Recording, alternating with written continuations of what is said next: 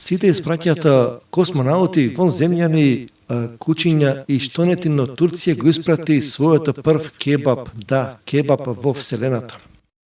Многу земји што току почнуваат да ги развиваат своите вселенски амбиции, а Турција направи нешто несекојдневно. Кебаб од ресторан во Адана, Турција, во вторникот бил лансиран во стратосферата.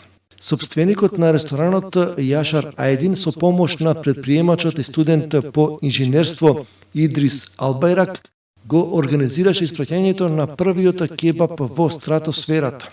Кебабот е популарно јадење во Адана и се прави од јагнешко месо завиткано околу челична цевка. Кебабот бил подготвен и спакуван во посебна кутија дизајнирана да издржи екстремни температури, која потоа била поврзана со балон со хелиум заедно со камери и уред за следење. Летот на кебабот го следеа голем број луѓе и беше вистинско шоу додека го прелета јужниот дел на Турција. Испратен е во стратосферата на 12 април на годишнината од првиот лет со екипаж во орбитата на советскиот космонаут Јури Гагарин, кој го направи тоа на 12 април 1961 година.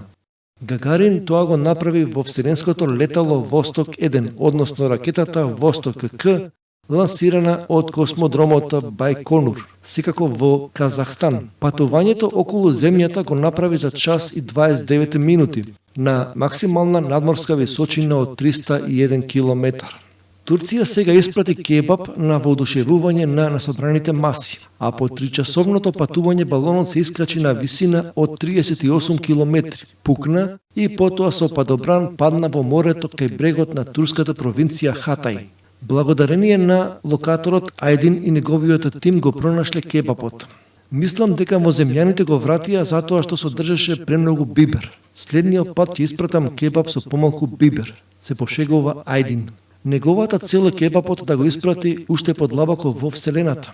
Треба да се каже дека кебабот не ја напушти атмосферата поради балонот со хелиум, бидејќи за да го направи тоа ќе требаше да ја помине границата од 100 км надморска височина, односно да ја помине линијата Карман, границата помеѓу земјината атмосфера и самата Вселена.